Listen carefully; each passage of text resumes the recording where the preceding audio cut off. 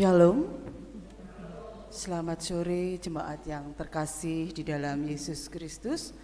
Puji Tuhan, sore ini kita diberikan kesehatan, kekuatan, sehingga kita bisa beribadah kembali di hari Minggu, tanggal 18 Februari 2024. Ibadah sore hari ini menggunakan liturgi leksionari baku dengan tema menghidupi karya Allah yang indah dalam Kristus, yang akan dilayani oleh Bapak Pendeta Emeritus Nathanael Syekh Pujiono, Emin. Jemaat kami persilahkan untuk bangkit berdiri. Kita akan memuji nama Tuhan dari pelengkap Kidung Jemaat nomor 19 bait 1 dan 2. Mari sembah.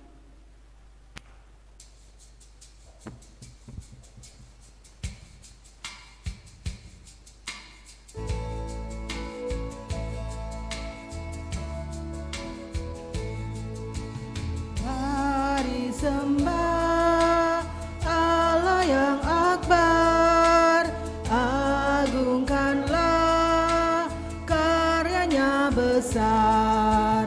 Allah berkuasa di atas isi dunia, patutlah semua memuji namanya. Mari sembah Allah yang akbar.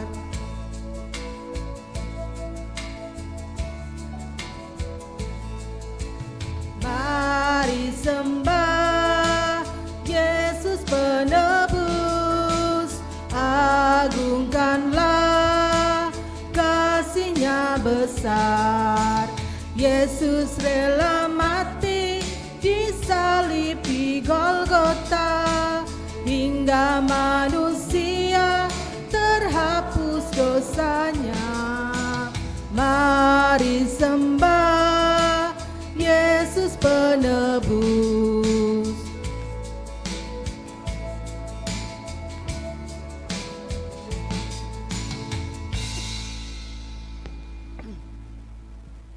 Bapak, Ibu, Saudara yang terkasih, marilah ibadah sore ini kita khususkan di dalam pengakuan bahwa pertolongan kita adalah dari Tuhan yang menciptakan langit dan bumi.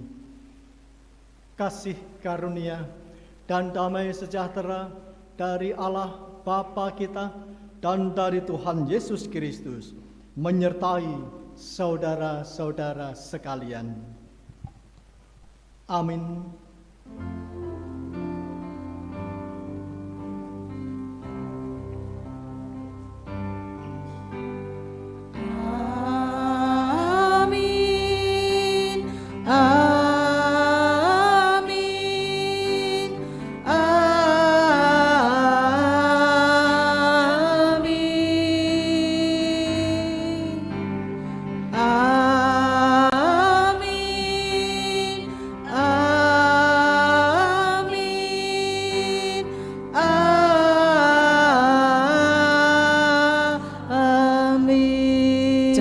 Kami persilakan untuk duduk.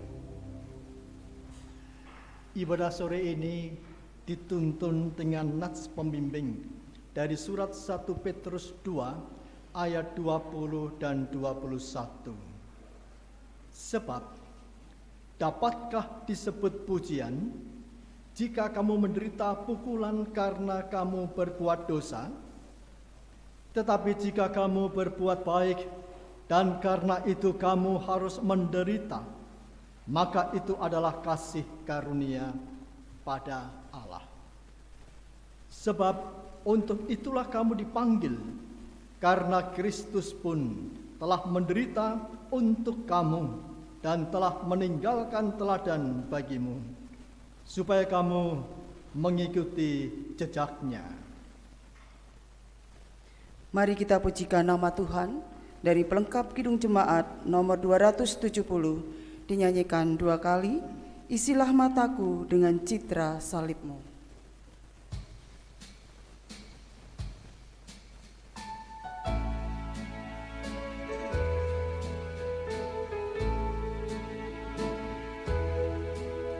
Isilah mataku citra salibmu, dengan kasih-Mu penuhi hatiku. Isilah mulutku dengan syukur padamu, hidupku seluruhnya milik-Mu.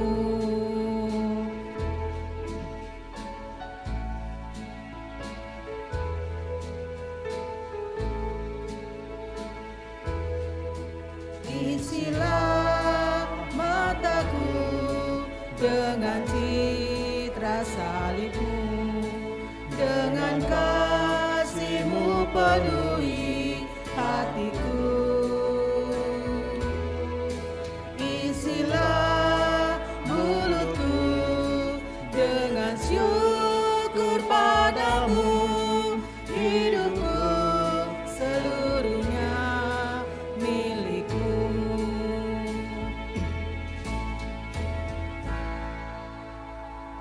Saudara-saudara yang terkasih, Injil Matius 22 ayat 37 sampai 40 adalah hukum kasih yang menjadi cermin hidup kita. Kasihilah Tuhan Allahmu dengan segenap hatimu dan dengan segenap jiwamu dan dengan segenap akal budimu. Itulah hukum yang terutama dan yang pertama. Dan hukum yang kedua yang sama dengan itu ialah kasihilah sesamamu manusia seperti dirimu sendiri. Pada kedua hukum inilah tergantung seluruh hukum Taurat dan kitab para nabi. Demikian cermin hukum kasih itu. Marilah kita merendahkan diri di hadapan Tuhan dengan mengaku dan menyesali dosa pelanggaran kita, serta memohon agar dapat melakukan kehendak-Nya. Kita akan memuji pujian penyesalan dari pelengkap Kidung Jemaat nomor 40, bait 1 dan 2. Kasihanilah aku yang lemah.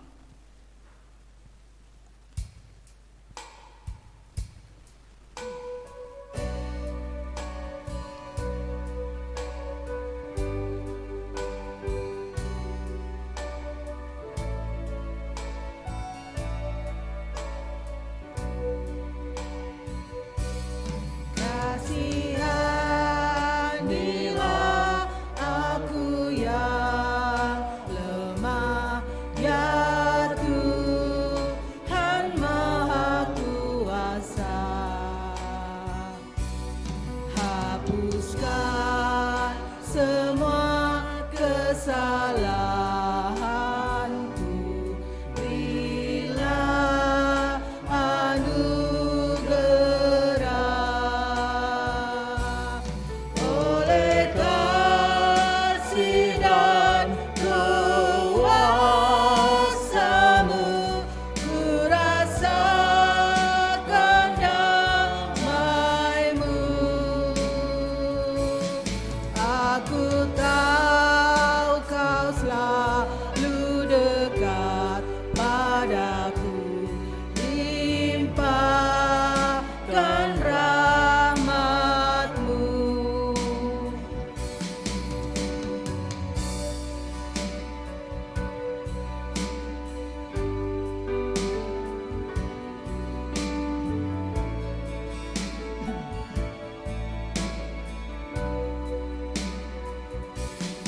Kini aku sadari dosaku dan segala kekuranganku. Namun kasih-Mu tetap padaku, sucikan diriku. Ku serahkan seluruh hidupku pada Tuhan yang benar. Hatiku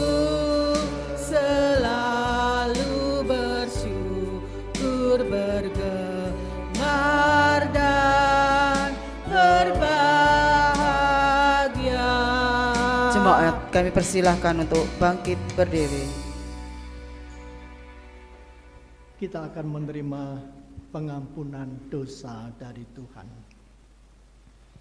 Sebagai hamba Tuhan, saya memberitahukan bahwa setiap orang yang mau merendahkan diri di hadapan Tuhan dengan mengaku dan menyesali dosanya, serta berusaha dengan sungguh-sungguh untuk dapat melakukan semua kehendak-Nya, Tuhan yang Maha Kasih berkenan menganugerahkan pengampunan sebagaimana terdapat di dalam surat 1 Petrus 2 ayat 24 dan 25. Ia sendiri telah memikul dosa kita di dalam tubuhnya di kayu salib, supaya kita yang telah mati terhadap dosa hidup untuk kebenaran. Oleh bilur-bilurnya kamu telah sembuh, sebab dahulu kamu sesat seperti domba, tetapi sekarang kamu telah kembali kepada Gembala dan Pemelihara jiwamu. Demikianlah berita anugerah dari Tuhan. Jemaat yang terkasih, mari kita menyanyikan lagu Salam Damai sambil berjabat tangan dengan jemaat lain yang terdekat.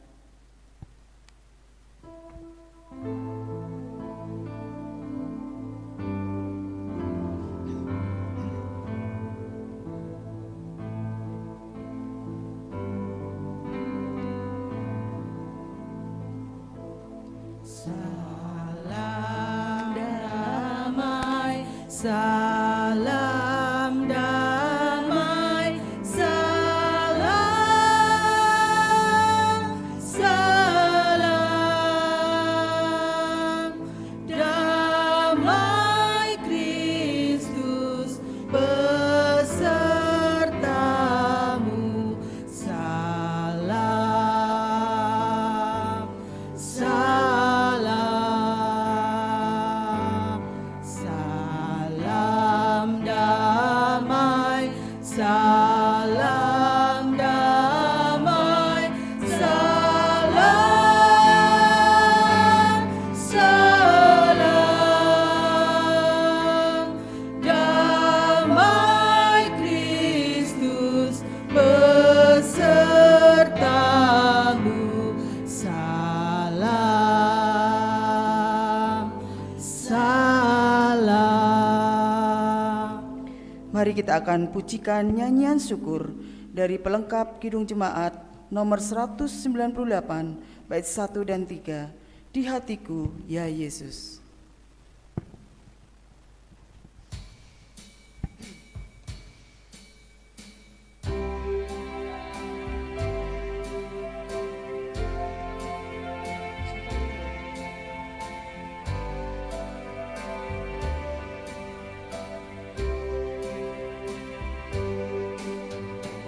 Di hatiku ya Yesus,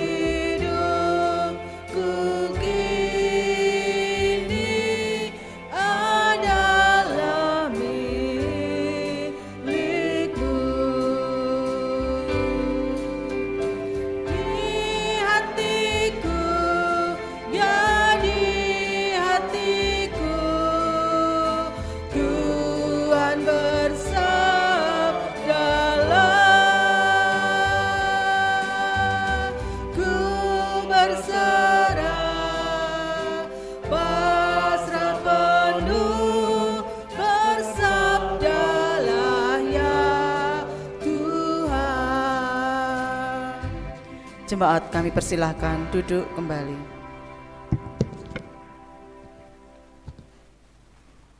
Bersabdalah ya Tuhan.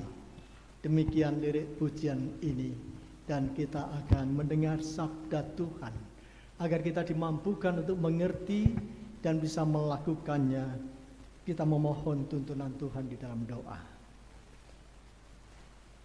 Mengucap syukur kepadamu ya Bapa di surga, oleh karena rahmat kasih-Mu, kami jemaat Tuhan pada sore ini boleh bersama beribadah untuk menyatakan rasa syukur kami oleh karena lawatan Tuhan yang kami rasakan dalam setiap langkah kehidupan. Terlebih di dalam hendak kami menerima taburan firman-Mu sebagai lawatan iman rohani kami.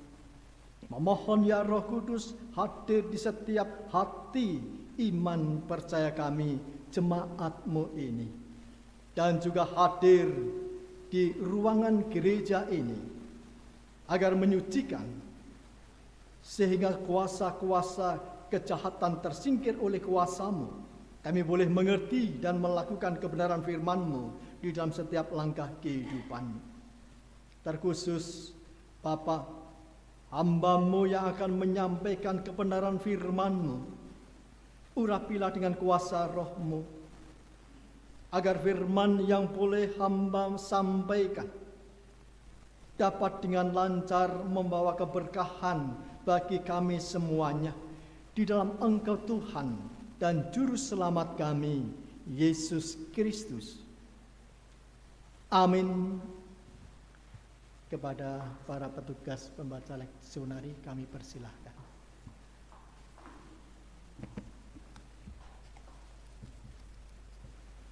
Bacaan pertama diambilkan dari kitab Kejadian 9 ayat 8 sampai dengan 17. Kejadian 9 ayat 8 sampai dengan 17. Demikian, berfirmanlah Allah kepada Nuh dan kepada anak-anaknya yang bersama-sama dengan dia. Sesungguhnya aku mengadakan perjanjianku dengan kamu dan dengan keturunanmu, dan dengan segala makhluk hidup yang bersama-sama dengan kamu, burung-burung ternak dan binatang-binatang liar di bumi yang bersama-sama dengan kamu, segala yang keluar dari bahtera itu, segala binatang di bumi. Maka kuadakan perjanjianku dengan kamu, bahwa sejak ini tidak ada yang hidup yang akan dilenyapkan oleh air bah lagi, dan tidak akan ada lagi air bah untuk memusnahkan bumi. Dan Allah berfirman, inilah tanda perjanjian yang kuadakan antara aku dan kamu, serta segala makhluk yang hidup yang bersama-sama dengan kamu turun-temurun untuk selama-lamanya. Busurku kutaruh di awan, supaya itu menjadi tanda perjanjian antara aku dan bumi. Apabila kemudian kudatangkan awan di atas bumi dan busur itu tampak di awan, maka aku akan mengingat perjanjianku yang telah ada antara aku dan kamu serta segala makhluk yang hidup, segala yang bernyawa, sehingga segenap air tidak lagi menjadi air bah untuk memusnahkan segala yang hidup. Jika busur itu ada di awan, maka aku akan melihatnya, sehingga aku mengingat perjanjianku yang kekal antara Allah dan segala makhluk yang hidup, segala makhluk yang ada di bumi. Berfirmanlah Allah kepada Nuh, inilah tanda perjanjian yang kuadakan antara aku dan segala makhluk yang ada di bumi. Demikianlah sabda Tuhan.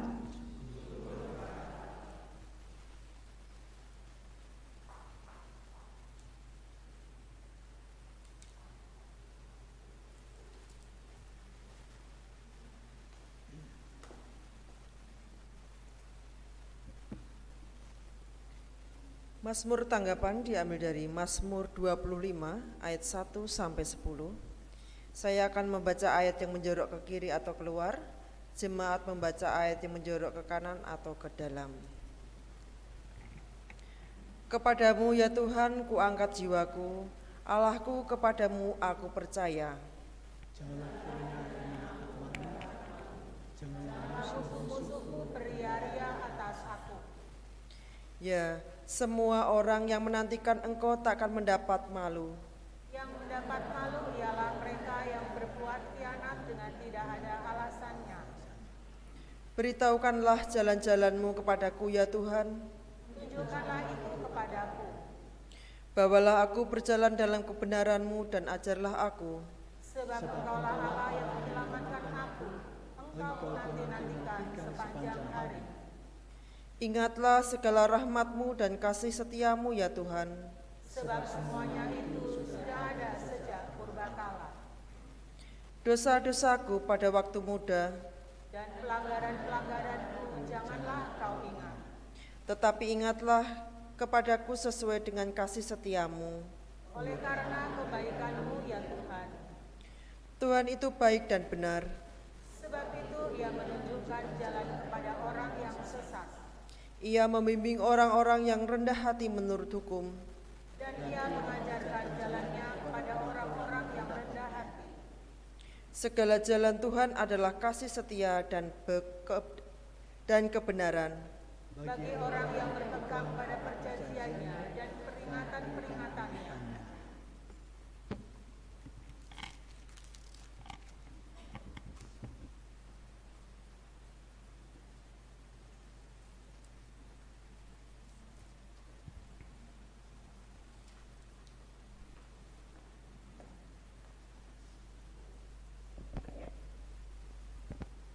Bacaan yang kedua diambil dari 1 Petrus pasal 3 ayat 18 sampai dengan 22. Sebab juga Kristus telah mati sekali untuk segala dosa kita. Ia yang benar untuk orang-orang yang tidak benar, supaya ia membawa kita kepada Allah. Ia yang telah dibunuh dalam keadaannya sebagai manusia, tetapi yang telah dibangkitkan menurut roh, dan di dalam roh itu juga ia pergi memberitakan Injil kepada roh-roh yang di dalam penjara, yaitu kepada roh-roh mereka yang dahulu pada waktu Nuh tidak taat kepada Allah, ketika Allah tetap mentaati dengan sabar waktu Nuh sedang mempersiapkan bahteranya, di mana hanya sedikit, yaitu 8 orang yang diselamatkan oleh air bah itu. Juga kamu sekarang diselamatkan oleh kiasannya, yaitu baptisan, maksudnya bukan untuk membersihkan kenajisan jasmani, melainkan untuk memohonkan hati nurani yang baik kepada Allah oleh kebangkitan Yesus Kristus, yang duduk di sebelah kanan Allah setelah ia naik ke surga, sesudah segala malaikat, kuasa dan kekuasaan ditaklukkan kepadanya. Demikianlah sabda Tuhan. Syukur kepada Allah.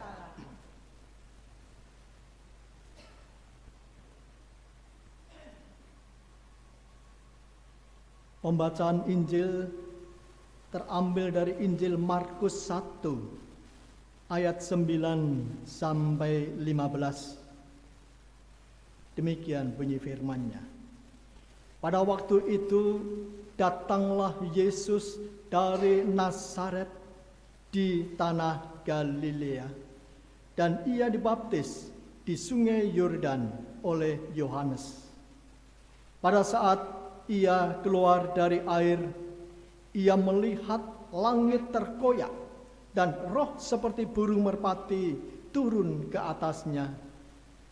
Lalu terdengarlah suara dari surga, "Engkaulah anakku yang kukasihi, kepadamulah aku berkenan." Segera sesudah itu, roh memimpin dia ke padang gurun. Di padang gurun itu ia tinggal 40 hari lamanya, dicobai oleh iblis. Ia berada di sana di antara binatang-binatang liar, dan malaikat-malaikat melayani dia. Sesudah Yohanes ditangkap, datanglah Yesus ke Galilea memberitakan Injil Allah. Katanya, "Waktunya telah genap, kerajaan Allah sudah dekat. Bertobatlah dan percayalah kepada Injil. Demikian Injil Yesus Kristus. Yang berbahagia adalah kita yang mendengar dan yang dapat memelihara dalam kehidupan sehari-hari. Haleluya.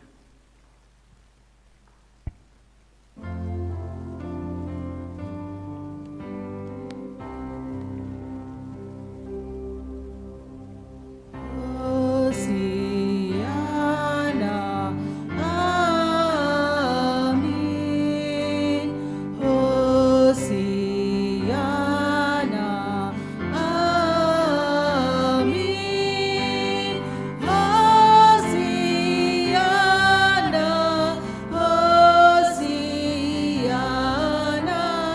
Hosiana, Hosiana, amin. Selamat sore. Binerkahan sehat. Amin. Puji Tuhan. Dalam situasi seperti ini, kita tetap harus masih bisa menjaga kondisi kesehatan kita agar tetap dikaruniai sehat. Begitu nggih? Ngaten nggih? Iya. Mohon maaf tadi masih tertulis di dalam liturgi saya, haleluya, mestinya sudah Hosiana. Tadi masnya melihat pada saya, oh iya, saya yang salah. Liturgi dan juga saya pakai stola, ini stola Prapaskah, Hosiana. Saudara-saudara yang terkasih, tema yang akan kita terima melalui konteks Markus 1 ayat 9 sampai 15 adalah menghidupi karya Allah yang indah dalam Kristus. Menghidupi itu berarti memaknai karya Allah yang indah di dalam Kristus. Karya Allah yang indah di dalam Kristus, dengan kata lain, menghidupi karya Kristus. Lalu dilanjutkan di dalam hidupku. Nah, itu kalau saya boleh menerjemahkan arti dari tema. Sebab kalau hanya seperti itu, seolah-olah tidak ada kaitannya dengan kehidupan kita. Padahal kita harus menghidupi, maka harus terkait dalam kehidupan kita. Bagaimana kita bisa menghidupi karya Allah di dalam diri Kristus Yesus dalam hidupku. Saudara-saudara, kalau kita perhatikan Markus 1 ayat 9 sampai 15 ini ada 3 perikop peristiwa. Yang pertama ayat 9 sampai 11 itu perikop peristiwa pembaptisan Tuhan Yesus. Lalu dilanjutkan dengan ayat 12-13, ini pencobaan di padang gurun, dan ditutup dengan ayat 14-15, pelayanan Tuhan Yesus. Awal permulaan dimulainya pelayanan Tuhan Yesus. 3 perikop ini harus dihubungkan dengan temanya. Bagaimana 3 konteks ini ada bermakna di dalam hidup kita. Itu yang dikehendaki. 3 konsep pokok ini bagaimana bisa kita hidupi di dalam kehidupan kita setiap harinya. Saudara, kita kembali lagi dulu untuk konteks ayat kita. Jadi sebelum Tuhan Yesus menjalankan tugas panggilannya, memberitakan berita keselamatan dan membawa pertobatan-pertobatan, dia mengalami suatu proses. Proses yang akan kita lihat adalah 3 proses itu. Yang pertama, proses diteguhkan. Diteguhkan melalui pembaptisan. Hanya bedanya pembaptisan Tuhan Yesus dengan pembaptisan kita. Kalau pembaptisan kita di dalam rangka penyelamatan dari dosa ke dalam kekudusan hidup, kita diselamatkan. Tetapi pembaptisan Tuhan Yesus ini adalah pembaptisan pengukuhan, peneguhan. Setelah dibaptis oleh Yohanes Pembaptis, lalu datanglah burung merpati yang digambarkan dengan Roh Kudus hadir, lalu terbukalah langit dan ada suara di sana, engkaulah anakku yang kukasihi, kepadamulah aku berkenan. Ini adalah peneguhan Yesus sebagai Sang Juru Selamat yang akan menjalankan karya baktinya, karya Allah yang indah, yaitu proses penyelamatan bagi dunia ini. Dan saudara-saudara, agar betul-betul Yesus itu tahan uji dan dapat diandalkan setelah diteguhkan, dan di dalam rangka menjalankan tugas panggilannya, dia mengalami proses yang kedua, yaitu ujian iman melalui pencobaan-pencobaan itu. 3 hal pencobaan yang kita lihat. Yang pertama adalah pencobaan fisik, yaitu roti, batu diminta diubah menjadi roti. Saudara, menurut panjenengan bisa tidak Tuhan Yesus mengubah batu menjadi roti? Bisa, karena dia Allah sendiri. Bisa. Tetapi mengapa dia tidak dilakukan? Dan posisi waktu itu dia dalam kondisi lapar. Setelah 40 hari tidak makan, dia betul-betul lapar dan butuh makan. Tetapi mengapa itu tidak dilakukan? Walaupun dia bisa, karena itu perintah iblis. Dan Tuhan Yesus melawannya dengan firman Allah, ada tertulis.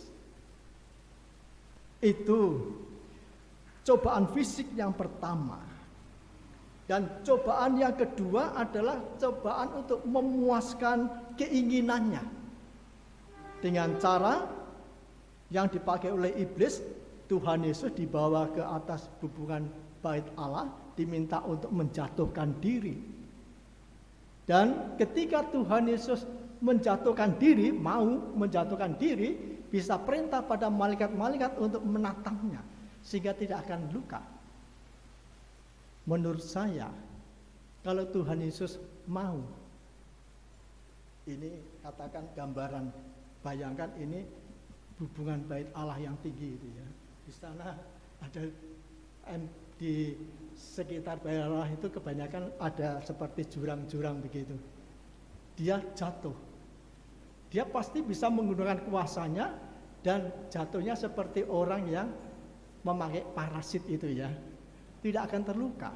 Atau mungkin sekali lagi untuk memuaskan keinginannya, Tuhan Yesus bisa saja mengepakkan tangannya sebagai sayap Raja Wali, lalu dia melayang-layang ke sana kemari, melihat orang sedang mandi untuk memuaskan diri. Puaskan begitu ya. Bisa saja dia lakukan. Karena dia bisa. Tetapi mengapa tidak? Karena itu perintah iblis. Dan dia katakan ada firman. Hal yang ketiga, saudara-saudara, pencobaan untuk berpaling dari Allah dan menyembah iblis. Dengan iming-iming, kalau kamu mau melakukan ini semua milikmu, kekuasaan. Dan Yesus juga tidak mau melakukannya, karena itu perintah iblis. Dan dia menolaknya dengan ada firman. Saudara-saudara yang terkasih, iman yang kuat, iman yang tangguh di dalam menghadapi berbagai macam pencobaan hidup, itu yang menjadi modal. Modal untuk bisa menjalankan tugas pewartaan. Dan ternyata Yesus bisa melakukan tugas itu. Walaupun direwangi toh nyawa, disiksa sampai mati di kayu salib dalam rangka kesetiaan tugasnya. Dan dia bisa lakukan karena dia punya modal untuk bisa menjadi tangguh di dalam imannya. Dan saudara-saudara yang terkasih, apa yang dialami oleh Tuhan Yesus itu juga dialami oleh kita semuanya. Disadari atau tidak, kita ini orang Kristen ya. Leres ya. Nah, ketika panjenengan menjadi Kristen, panjenengan mengalami memasuki proses diteguhkan. Ketika panjenengan percaya, bertobat dan dibaptis. Ketika percaya, bertobat dan dibaptis, itu panjenengan kita semuanya diselamatkan, diampuni dan diteguhkan dengan identitas Kristen.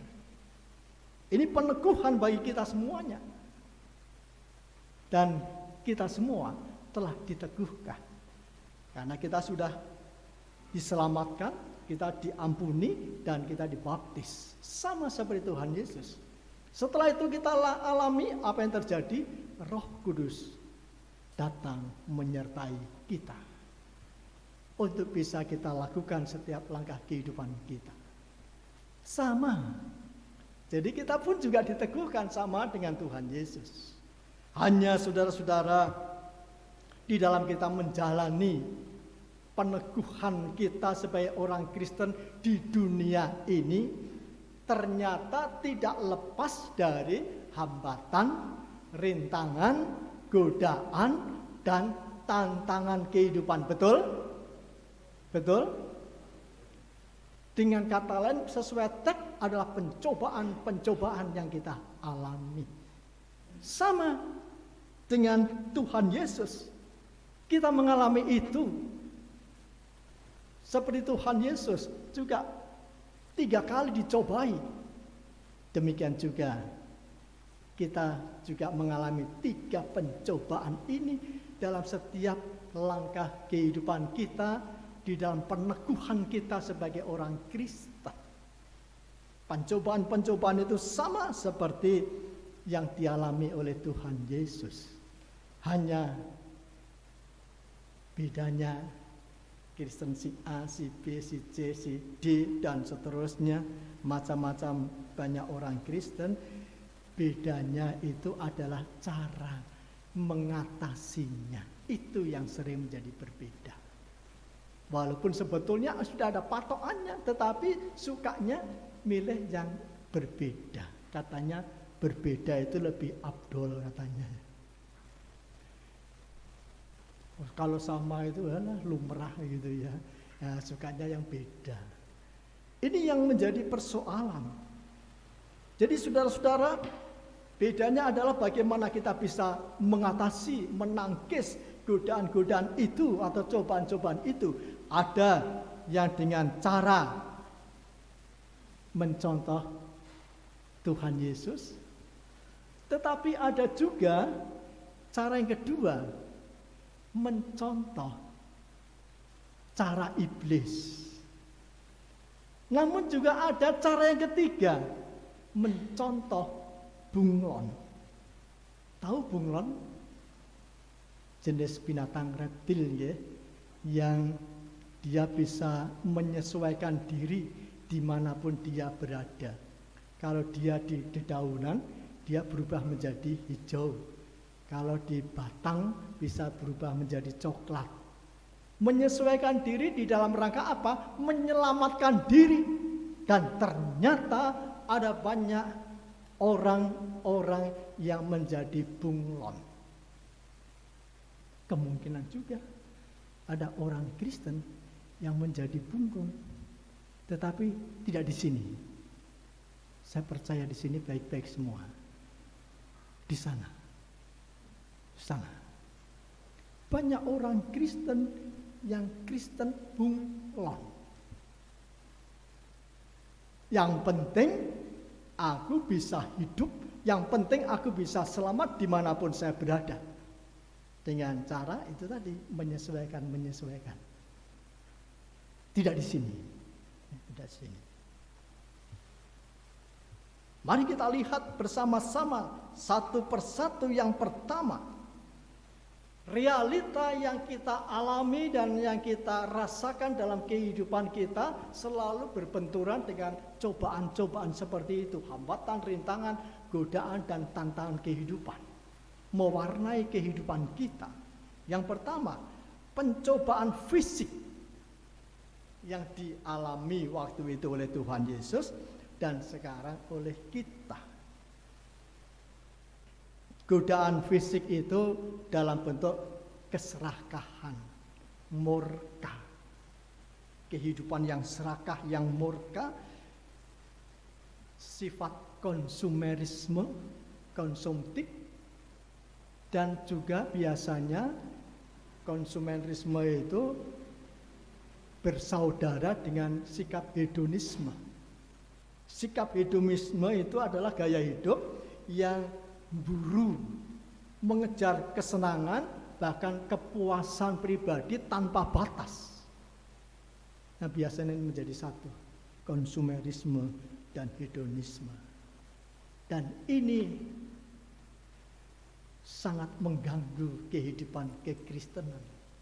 Hanya persoalannya, saudara-saudara, bagaimana cara kita mengatasi godaan fisik itu. Mencontoh cara Tuhan Yesus atau mencontoh cara iblis atau menjadi bunglon. Mari kita lihat bersama-sama, kalau kita mencontoh Tuhan Yesus, cara mengatasi godaan itu sehingga kita bisa menghidupi. Jadi sekali lagi, kalau kita bisa mencontoh cara Tuhan Yesus mengatasi godaan-godaan itu, kita bisa menghidupi, bisa memaknai karya Allah dalam hidup kita. Kalau kita mencontoh yang dilakukan oleh Tuhan Yesus, pasti kita akan menangkisnya dengan dasar Alkitab. Dasar Alkitab kita apa untuk cobaan fisik? Di dalam Ibrani 13 ayat 5 dan 6. Kalau Tuhan Yesus selalu mengatakan ada firman, demikian juga dalam hati kita ada firman. Ibrani 13 ayat 5 dan 6. Di sana dikatakan hiduplah dengan cukup. Itu yang pertama, nasihat yang pertama. Hiduplah dengan cukup. Lalu dilanjutkan ayat yang lebih baik sekali. Karena Allah telah berfirman, aku sekali-sekali tidak akan membiarkan engkau, dan aku sekali-sekali tidak akan meninggalkan engkau. Engkau adalah penolongku. Luar biasa ayat ini. Ini adalah cara untuk mengatasi sifat konsumerisme dan sifat hedonisme dalam kehidupan kita.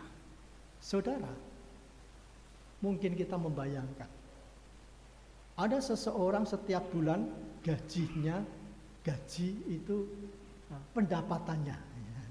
pendapatannya setiap bulan 10 juta. Menurut panjenengan cukup enggak?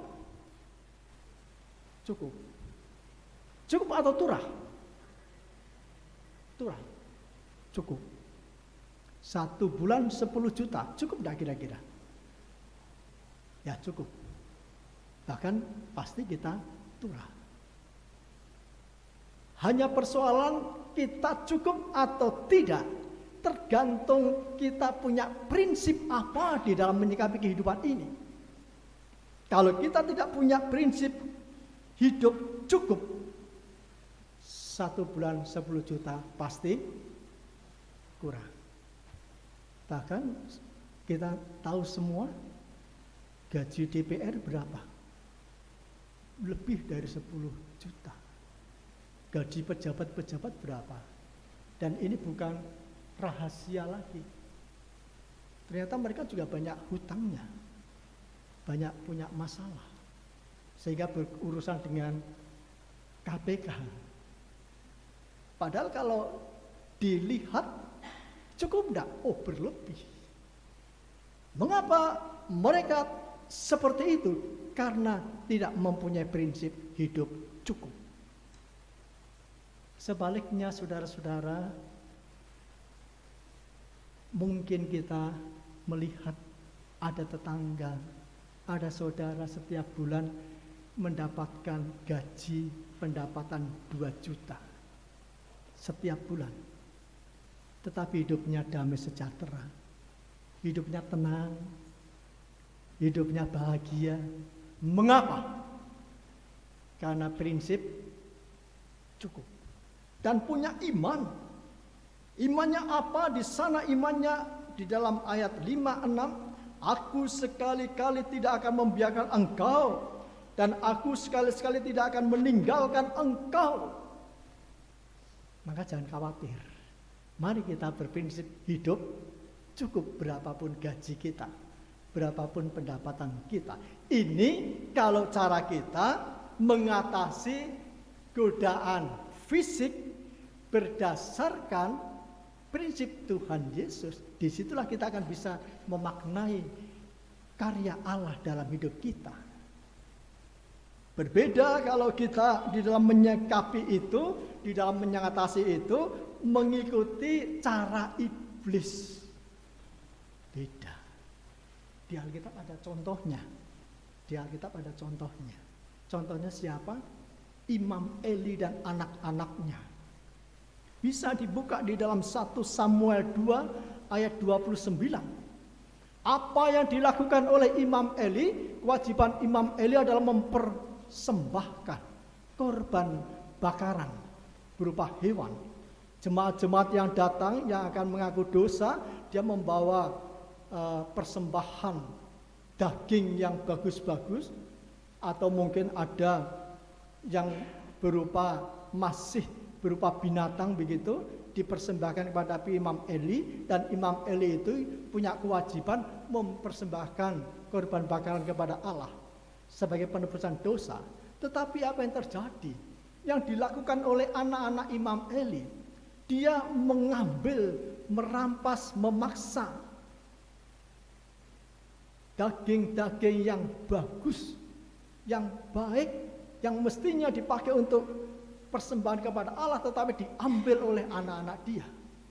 Dan sebagai orang tua dia mengizinkan, bahkan mendukung. Dan disinilah kesalahan Imam Eli. Istilah yang dipakai di dalam 1 Samuel 2 ayat 29 adalah, sambil kamu menggemukkan dirimu dengan bagian yang terbaik dari setiap kurban sajian umatku Israel. Mengambil korban-korban daging-daging yang terbaik, yang mestinya itu untuk Tuhan, tapi dipakai dinikmati, dimakan oleh keluarga mereka masing-masing, sendiri-sendiri. Inilah dosa. Dan itulah cara iblis. Nah sekarang, bagaimana kita mengatasi pencobaan fisik itu dengan mengikuti cara bunglon?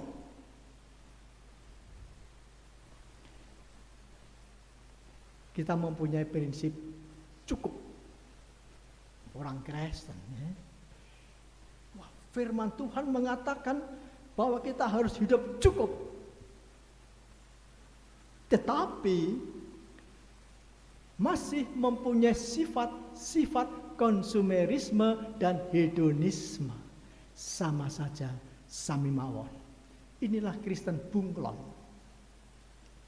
Mestinya kalau ingin mengikuti jejak Yesus, sifat-sifat itu harus kita tanggalkan. Tetapi kenyataannya kita mengolahnya menjadi satu. Yang mempunyai prinsip hidup cukup, tetapi juga mempunyai sifat konsumerisme dan juga hedonisme.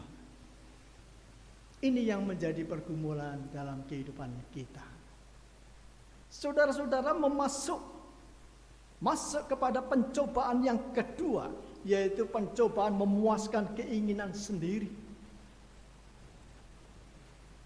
Ya, kalau Tuhan Yesus itu dibawa ke hubungan bait Allah, lalu disuruh menjatuhkan diri. Tetapi apa cobaan apa yang kita alami dalam kehidupan kita sehari-hari kaitannya dengan memuaskan keinginan diri sendiri. Ada banyak kita mendengar dan ada banyak kita melihat. Banyak orang-orang demi kedudukan, demi jabatan, berbagai cara dilakukan. Walaupun cara itu harus mengorbankan orang lain. Bahkan kemungkinan juga mumpung adik kuasa begitu mudahnya menggunakan cara-caranya, merubah aturan-aturan, merubah tatanan-tatanan agar apa yang menjadi keinginannya terwujud. Ini untuk kepuasan diri sendiri. Dan pasti banyak orang yang melakukan hal seperti itu. Maka sekarang bagaimana cara kita untuk mengatasi cobaan-cobaan itu? Khususnya cobaan yang kedua. Memakai cara Tuhan Yesus atau memakai cara iblis atau menjadi bunglon. Mari kita lihat satu persatu. Kalau kita betul-betul ingin punya komitmen menghidupi karya Allah dalam kehidupan kita, kita pasti akan mencontoh yang dilakukan Tuhan Yesus, yaitu ada ayat mengatakan, atau istilah Tuhan Yesus, ada firman yang mengatakan di dalam Roma 13 ayat 14. Roma 13 ayat 14. Tetapi kenakanlah Tuhan Yesus Kristus sebagai perlengkapan senjata terang, dan janganlah merawat tubuhmu untuk memuaskan keinginannya. Memuaskan keinginannya, keinginan apa? Keinginan hawa nafsu itu tadi, jabatan dan seterusnya. Tetapi prinsip kita berdasarkan firman Tuhan, mari kita kenakan Yesus ada di dalam hidup kita, menjadi tameng hidup kita. Ini prinsip cara kita mengatasi godaan itu berdasarkan firman Tuhan seperti yang dilakukan oleh Tuhan Yesus. Yaitu bagaimana kalau tatanannya seperti itu, kalau aturannya seperti itu, kalau undang-undangnya seperti itu, ya dijalani saja. Ditaati saja. Jangan pas puasa lalu begitu enaknya dipangkas, diatur dan seterusnya. Jalani saja. Ketika kita benar-benar menjadi warga negara Indonesia dan taat pada aturan, taat pada undang-undang, dan itu kita jalankan dengan benar, sebenarnya kita sudah bisa menghidupi, memaknai kehidupan karya Allah. Ketika kita menjadi warga jemaat dan kita mentaati yang menjadi tatanan, yang menjadi aturan di jemaat kita, sebenarnya kita telah bisa menghidupi, memaknai karya Allah itu. Nah sekarang bagaimana cara iblis dalam menghadapi itu? Ya, kalau kita menuruti cara iblis, jelas kita akan merubah tatanan-tatanan itu. Agar apa? Apa yang menjadi hasil keinginan tercapai. Tanpa peduli apapun. Yaitu cara iblis. Tetapi juga ada mengikuti cara bunglon. Cara bunglon itu bagaimana? Mencampurkan antara firman dengan cara iblis. Yaitu dia punya komitmen. Kita harus menegakkan kebenaran. Benar. Kita harus menjalankan keadilan. Baik. Kita harus mempraktikkan peraturan. Baik. Tetapi ketika ada kesempatan di dalam kesempitan, jalan-jalan pintas yang dilakukan, itu bunglon. Jelas jalan pintas itu adalah jalan yang melanggar tatanan. Tahu itu tatanannya, tetapi sengaja dilanggar demi apa yang diinginkan tercapai. Tahu bahwa aturan agama, perintah agama tidak boleh, tetapi dilanggarnya. Itulah jalan-jalan pintas. Jika itu terjadi dalam kehidupan kita, betapa runyamnya hidup ini. Saudara-saudara, yang ketiga, jadi cobaan iblis itu meningkat semakin berat. Yang ketiga, pencobaan untuk berpaling dari Allah dan menyembah iblis. Berpaling dari Allah dan menyembah iblis. Kalau Yesus mau melakukan itu, semua akan diberikan untuk Yesus. Dan apa sekarang ini dalam kehidupan kita sekarang? Pencobaan yang seperti ini yang kita hadapi. Banyak keinginan-keinginan. Saya percaya siapa yang tidak ingin kaya, siapa yang tidak ingin punya kedudukan jabatan, siapa yang tidak ingin segalanya.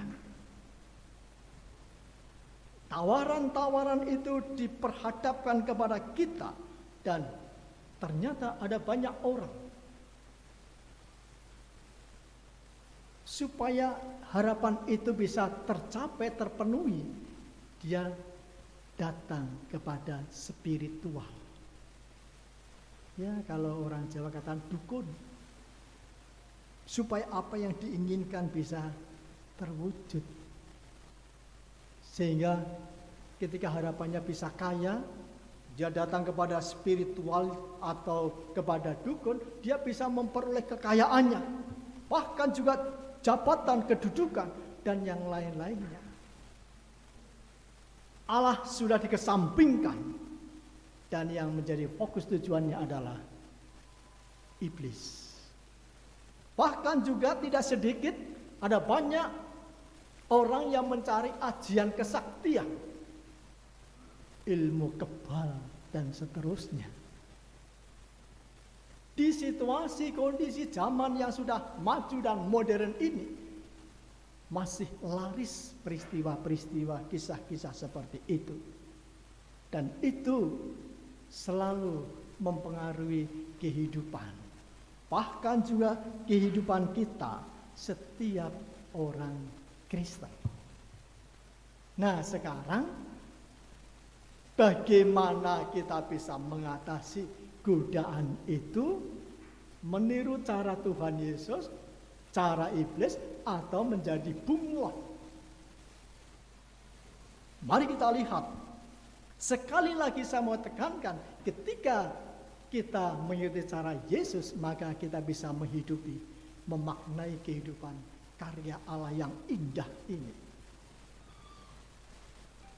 Mengikuti cara Yesus, di sini Tuhan mengatakan, ada tertulis di dalam Lukas 4 ayat 8. Dalam hati kita juga harus mengatakan ada tertulis.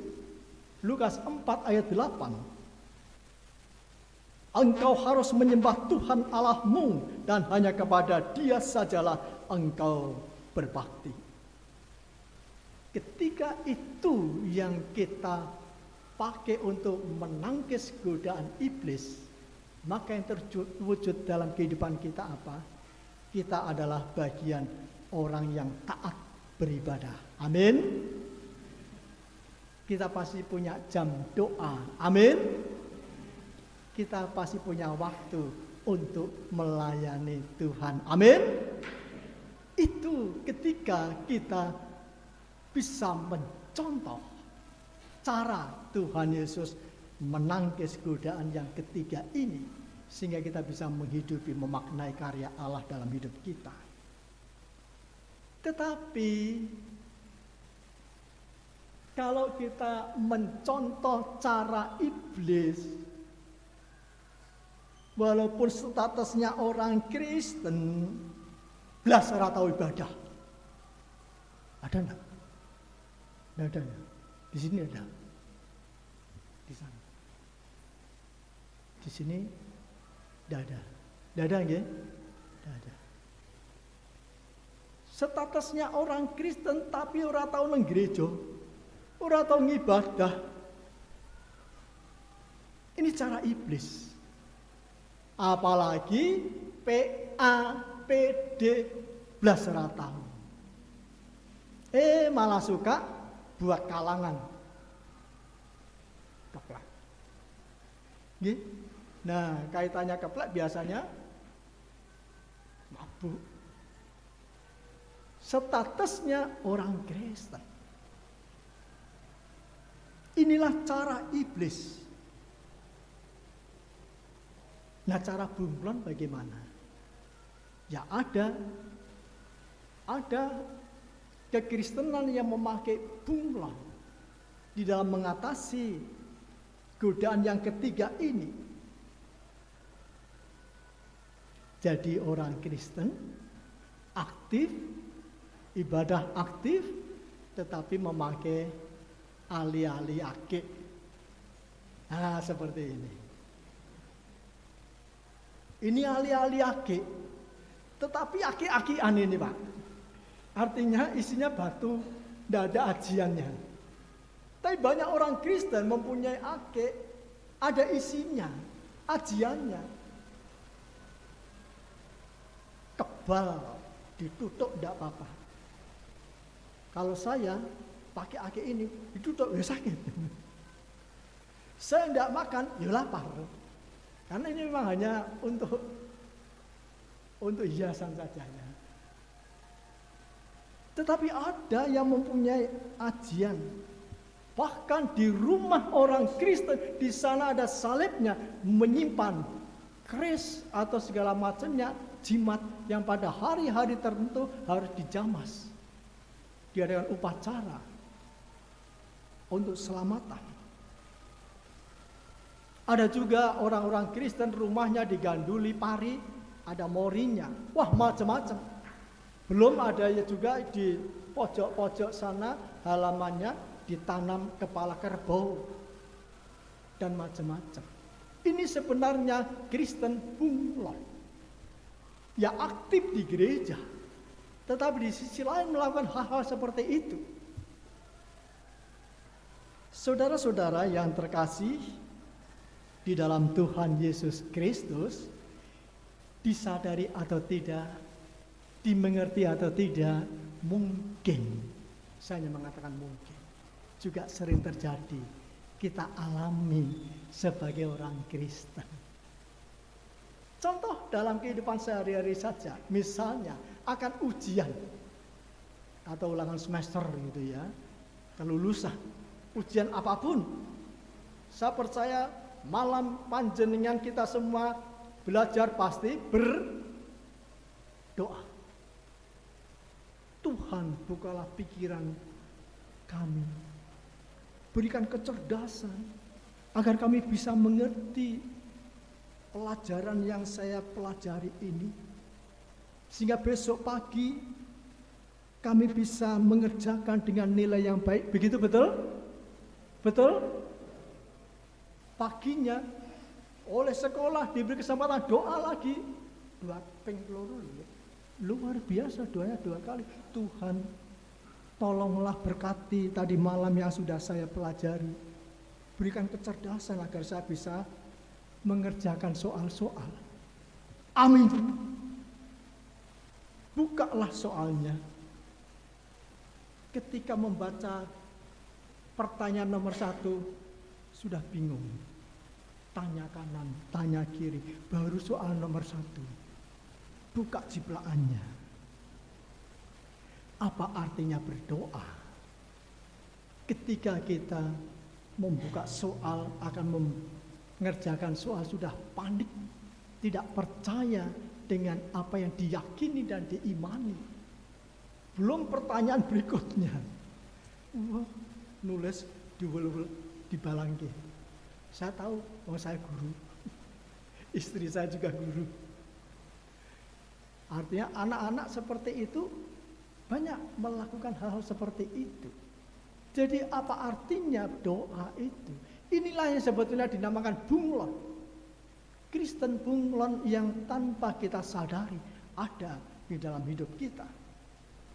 Saudara-saudara yang terkasih, perpecahan gereja. Ada perpecahan gereja menjadi pecah. Jadi dua karena gara-gara materi, rebutan materi. Pasti ada pertengkaran di sana. Bahkan juga ada pecah karena para pemimpin gereja ini sedang bertengkar, rebutan, pelayanan. Padahal ini di gereja. Setiap hari mengajarkan kasih, melayani, tetapi pecah. Kristen bunglon. Rapat gereja selalu gini, rapat begini terus. Gini betul. Padahal ketika rapat didasari dengan ada firman ya, ada firman tertulis. Kita harus saling melayani, saling menghormati, saling menghargai dalam uraian firman-Nya. Harus bisa mengerti pendapat orang lain. Dan mari kita simpulkan bersama, ketika rapat, amin, ketika rapat apa yang terjadi? Wah, perdebatan. Ini Kristen bunglon sebetulnya, saudara-saudara. Dan demikian juga ketika kita punya rasa iri, dengki, dendam. Padahal kita selalu mendengarkan ajaran kasih, harus mengasihi, harus menghormati, harus menghargai. Tetapi dalam hidup kita selalu ada rasa iri, dengki, dendam. Bahkan mungkin kita mempunyai perselisihan dengan sesama jemaat. Ini sebenarnya praktek Kristen bunglon. Jadi saudara-saudara, ketika kita melihat kenyataan realita hidup yang sudah diteguhkan dan harus bisa mempertahankan keteguhan iman kita melalui peneguhan ini, dan kita juga mempunyai tugas tanggung jawab, yaitu memberitakan kesaksian tentang hal keselamatan di dunia ini. Namun kita juga menyadari bahwa ternyata dalam kehidupan kita menjalani kehidupan ini banyak hambatan, rintangan, godaan, dan tantangan kehidupan. Sementara kita tidak bisa mengatasinya seperti yang dilakukan Tuhan Yesus, maka sebenarnya sia-sialah iman kita selamanya ini. Sehingga kembali pada tema ini tidak bisa kita hidupi, tidak bisa kita maknai. Karya Allah yang indah itu apa di dalam Tuhan Yesus? Ada keselamatan. Dan itu dikerjakan dengan toh nyawa di kayu salib. Dan itu harus dilanjutkan oleh kita semua. Dan kita telah melakukan dan merasakan karya Allah itu, keselamatan. Dan kita telah diteguhkan dalam keselamatan itu. Tugas kita adalah kalau di dalam PPAGKJ bersaksi dan memelihara iman. Mengapa kita harus memelihara iman? Karena kenyataannya ada hambatan, rintangan, godaan, dan tantangan kehidupan ini. Iman harus tetap dijaga, harus tetap kuat, teguh sebagai modal untuk bisa menjalankan tugas pewartaan misi kita, sehingga kita bisa menghidupi karya Allah. Tetapi ketika kita selalu sukanya mencontoh cara iblis dalam menyikapi kehidupan, bahkan juga kita suka menjadi Kristen bunglon, maka sia-sialah sebenarnya apa yang sekarang ini sedang kita perjuangkan. Oleh karena itu saudara-saudara, melalui firman-Nya ini kita diingatkan untuk bisa menghidupi, mempunyai makna dalam hidup kita tentang karya Allah yang indah itu, yang sudah kita terima, yang sudah kita rasakan, harus bisa kita bagikan kepada yang lain. Untuk itu, mari cobaan-cobaan hidup harus kita pandang sebagai ujian iman. Saya percaya ketika kita memandangnya sebagai ujian iman, kita pasti inginnya lulus dari ujian itu.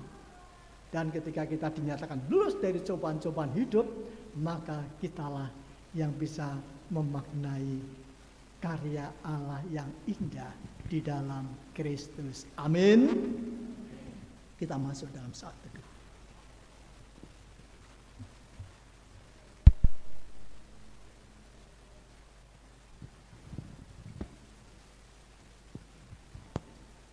saat teduh cukup.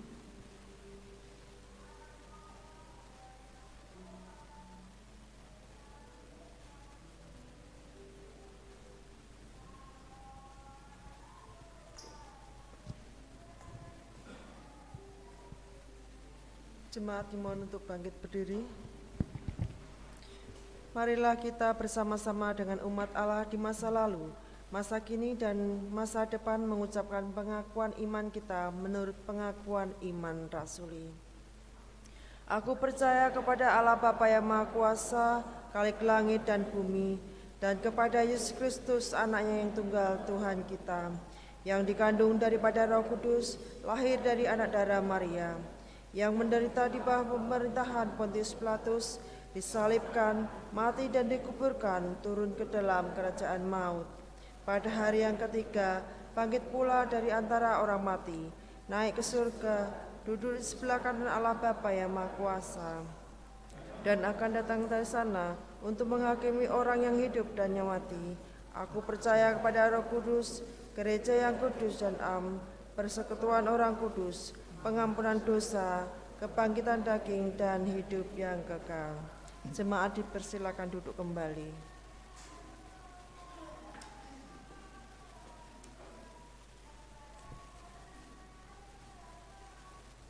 Mari kita masuk di dalam doa syafaat kita.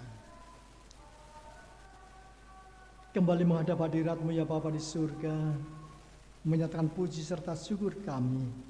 Kiranya firman yang kami terima melalui ibadah ini menjadi sarana pemeliharaan iman kami di dalam menghidupi karya Allah yang indah di dalam Kristus terwujud nyata dalam kehidupan kami. Maka kami memohon Roh Kudus memampukan di dalam langkah hidup kami menyikapi pencobaan-pencobaan yang senantiasa mengganggu dan meruntuhkan iman kami, agar kami bisa mengatasinya dengan mencontoh apa yang dilakukan oleh Tuhan Yesus, mengatasi pencobaan-pencobaan hidup, sehingga kamilah yang bisa tetap mempertahankan keteguhan iman kami, bahkan bisa menjalankan tugas panggilan, menjadi saksi dan memelihara iman kami. Kami bersyukur ketika kami mampu melihat hari bahwa ternyata Engkau Allah yang senantiasa ada dan beserta dalam setiap langkah kehidupan, yang membuat kami mampu menjalani hari-hari kami dalam situasi kondisi saat ini, di mana kami harus senantiasa waspada menyikapi cobaan-cobaan hidup, baik dalam pekerjaan, relasi sosial, maupun pelayanan kami, terlebih di dalam kami menyikapi perekonomian keluarga kami. Bersyukur ya Bapa di surga, jikalau pada ibadah ini kami boleh mendukung di dalam doa teruntuk Bapak Ibu yang masih merasakan kelemahan tubuhnya. Ibu Pratiwi Endang Suwarti, Ibu Deborah Sudewi, Ibu Supini, Ibu Bambang Sumitro, Ibu Surono Hati Purwanto, Ibu Cairos Sumarno, Ibu Sumeri, Ibu Sundoyo, Ibu Eti Indroati, Ibu Sumarni Jaswati, Ibu Astia Sukito, Ibu Sri Panganti, Bapak L. Sugiono, Ibu Sri Endah, Bapak Sumar, dan Ibu Suwartijah. Saudara-saudara kami ini sudah masuk usia lanjut dan merasakan kelemahan tubuhnya. Memohon anugerah pemulihan dan kesembuhan dari kuasa kasih Tuhan sendiri, melalui tindakan medis, perawatan dari keluarganya, bahkan obat-obat yang dikonsumsinya. Terlebih dukungan-dukungan doa saudara-saudara seiman melengkapi permohonan kami. Mohon kuat, mohon sembuh. Demikian juga doa kami untuk keluarga Ibu Maria Poniem Sugiono yang masih di dalam duka.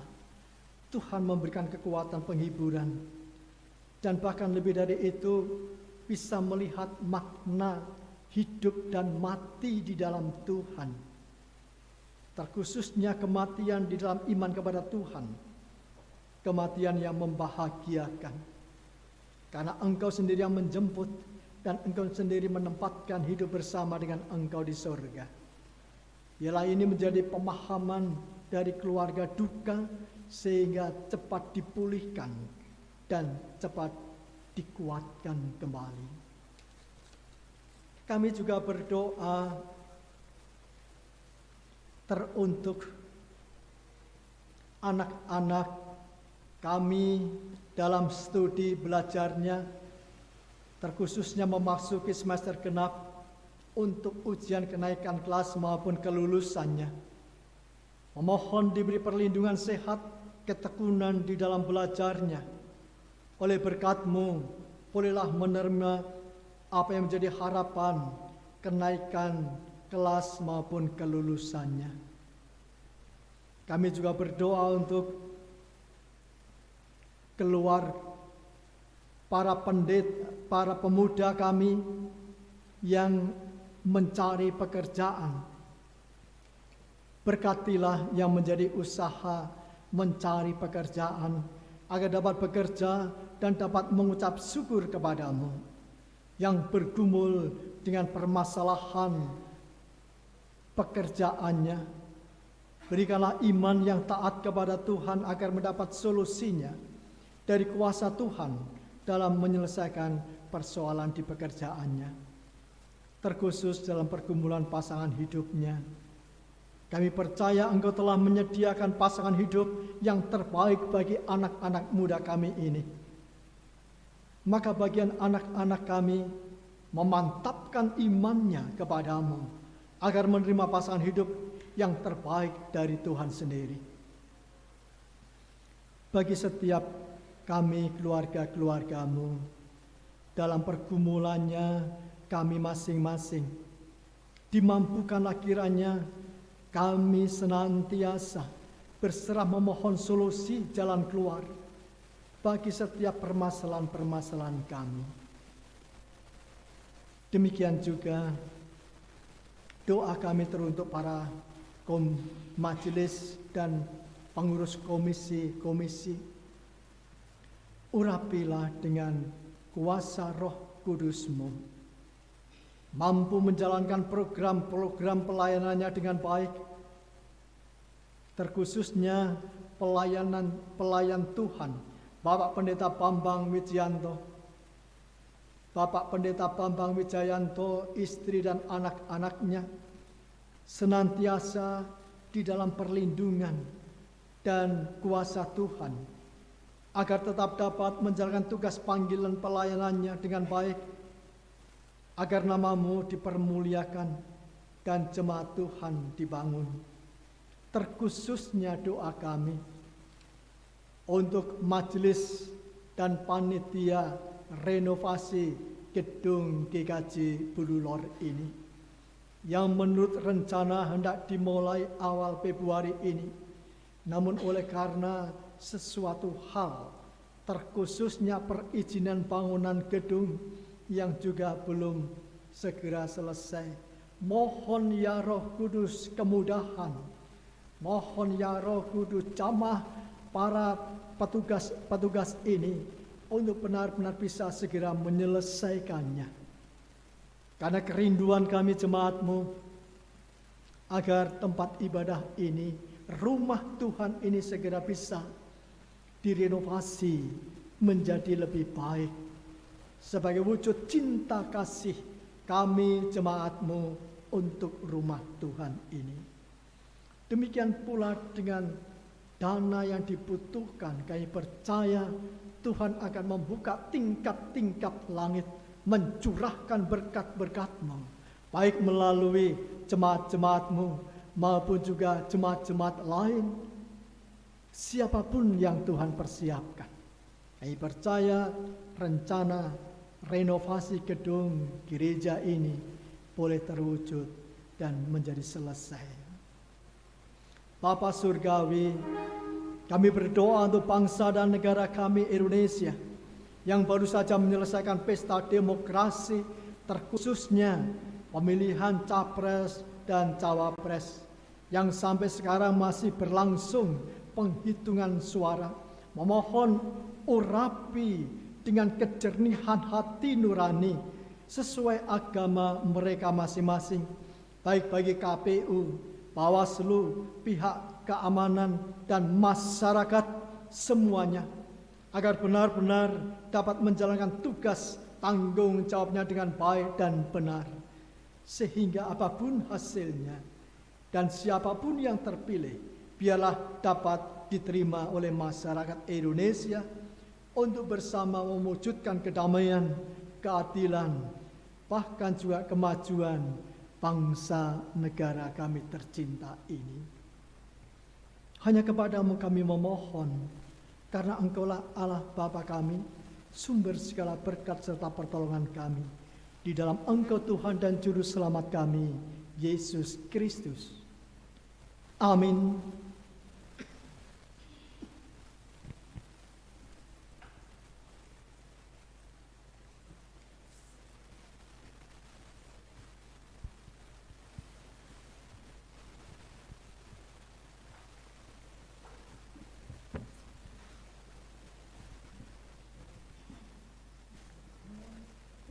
Jemaat yang terkasih, tiba saatnya kita akan mengaturkan persembahan pada ibadah sore hari ini.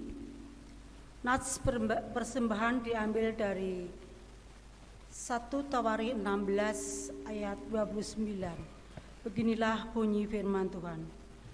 Berilah kepada Tuhan kemuliaan namanya, bawalah persembahan dan maksudlah menghadap Dia. Sujudlah menyembah kepada Tuhan dengan berhiaskan kekudusan. Untuk mengaturkan persembahan, kita akan angkat pujian dari pelengkap Kidung Jemaat 146 bait 1, 2, dan 3.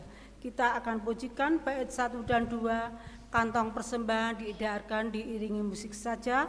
Bait ketiga kita akan pujikan dengan bangkit berdiri. Pelengkap Kidung Jemaat 146 bait 1 dan 2. Bawa persembahanmu.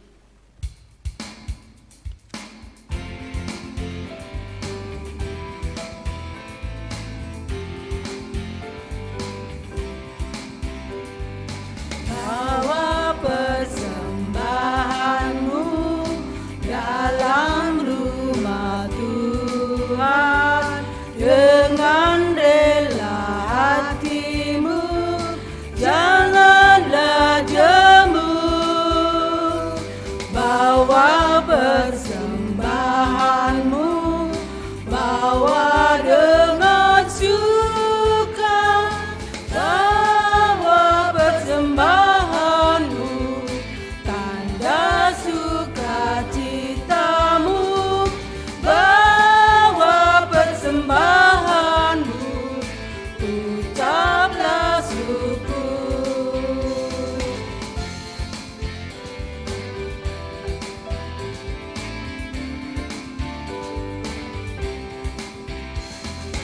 Nama Tuhan padamu, Dia tertandingi oleh apa saja pun dalam dunia.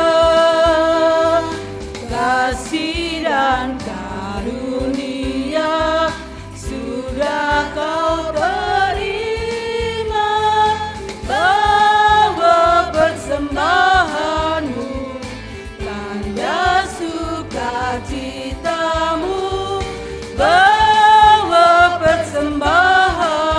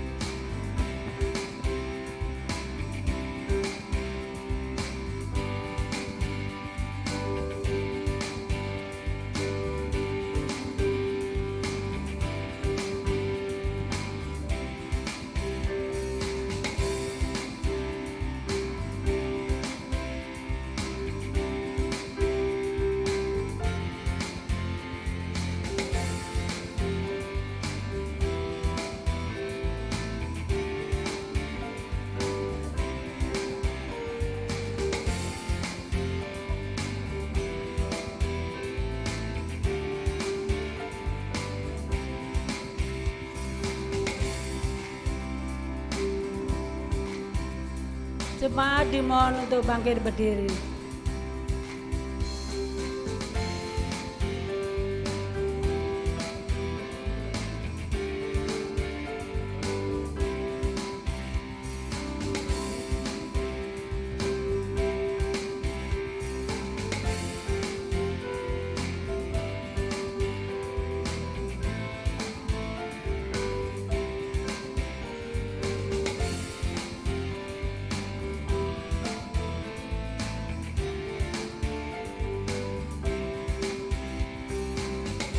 Persembahan dirimu untuk Tuhan pakai agar kerajaannya makin nyatalah, damai dan sejahtera diberikan Tuhan.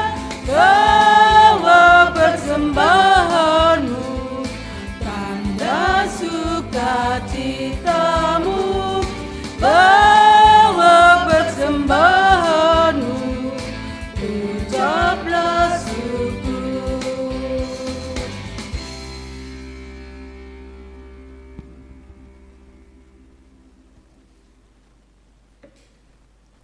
Marilah bersama-sama persembahan ini kita bawa di dalam doa. Mari kita berdoa. Tuhan Allah Bapa kami yang ada di surga, Tuhan yang maha baik, Tuhan yang selalu mengasihi dan menyertai kehidupan kami hari lepas dari. Terima kasih ya Bapa, kiranya pada sore hari ini kami boleh kembali berkumpul di gerejamu ini untuk beribadah, memuji, serta mendengarkan firman sabdamu.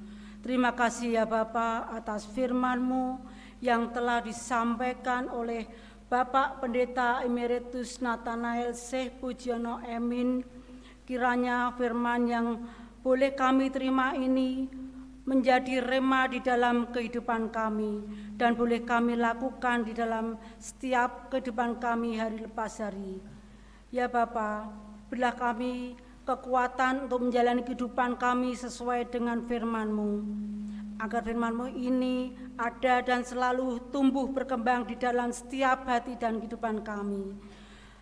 Tuhan Allah Bapa kami juga serahkan Bapak Pendeta Emeritus Nathanael Syekh Pujiono di dalam pelayanannya dimanapun hamba-Mu berada, dan juga kiranya Tuhan juga berkati kesehatannya, kehidupan rumah tangganya, agar beliau boleh di dalam kasih dan berkat-Mu dalam damai dan sejahtera. Tuhan, kami mengucap syukur atas berkat yang Tuhan selalu curahkan di dalam kehidupan kami hari lepas hari. Kalau pada saat ini kami sudah mengumpulkan persembahan sebagian dari berkat-Mu, kiranya Tuhan sucikan dan Tuhan kuduskan, agar persembahan ini dapat berguna untuk kemuliaan nama-Mu dan untuk pelayanan-Mu di gereja ini. Ajarlah kami untuk senantiasa mempersembahkan apa yang menjadi berkat-Mu dengan ketulusan hati kami. Berkatilah hamba-Mu yang mengelola persembahan ini dengan kebijaksanaan, kemampuan, serta tanggung jawab, agar melaksanakan tugasnya sesuai dengan kehendak-Mu. Ya Bapa, kami juga serahkan jemaat-Mu seutuhnya, jemaat GKJ ini di dalam kasih, di dalam berkat dan kemurahan-Mu. Ya Bapa, kami juga serahkan saudara kami yang merewat gereja-Mu ini, kiranya juga Tuhan berkati pula di dalam kehidupan rumah tangganya dan kehidupan setiap pergumulan demi pergumulan. Kami yakin percaya Tuhan, Engkau selalu memberikan kesehatan yang prima, agar gereja-Mu ini dapat terawat dengan baik dan benar. Tuhan, kalau sebentar lagi kami akan pulang ke rumah kami masing-masing, sertai kami dalam perjalanan, jauhkan kami dari segala mara bahaya, dan kami boleh pulang dengan selamat, tidak kurang sesuatu apapun. Kami mohon ampun Tuhan atas segala dosa-dosa dan pelanggaran kami yang kami lakukan di dalam setiap kehidupan kami. Doa yang kurang sempurna ini hanya kami panjatkan dalam satu nama Tuhan kami Yesus Kristus, Juru Selamat kami yang telah mengajarkan kami berdoa. Bapa kami yang ada di surga, dikuduskanlah nama-Mu, datanglah kerajaan-Mu, Jadilah kehendak-Mu di atas bumi seperti dalam surga. Berikanlah kami pada hari ini makanan kami yang secukupnya, dan ampunilah kami akan kesalahan kami, seperti kami juga mengampuni orang yang bersalah kepada kami. Dan janganlah membawa kami ke dalam pencobaan, tetapi lepaskanlah kami daripada yang jahat. Karena Engkaulah yang mempunyai kerajaan dan kemuliaan dan kuasa sampai selama-lamanya. Amin. Jemaat dipersilahkan duduk kembali.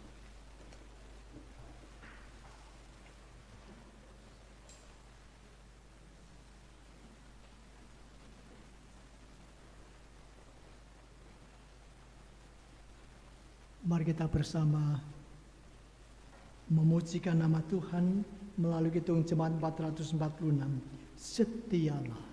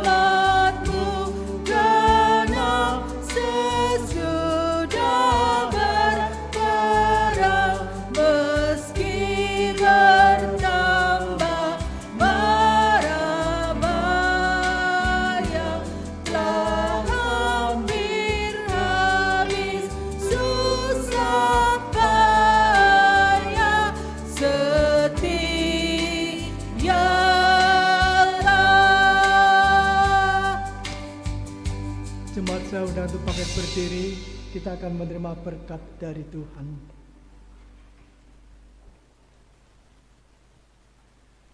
Pulanglah dengan damai sejahtera untuk menjadi saksinya di tempat masing-masing berada, dan terimalah berkat Tuhan. Tuhan memberkati saudara dan melindungi saudara. Tuhan menyinari saudara dengan wajah-Nya dan memberi saudara kasih karunia. Tuhan menghadapkan wajah-Nya kepada saudara dan memberi saudara damai sejahtera. Amin. Bila kulihat bintang gemerlapan,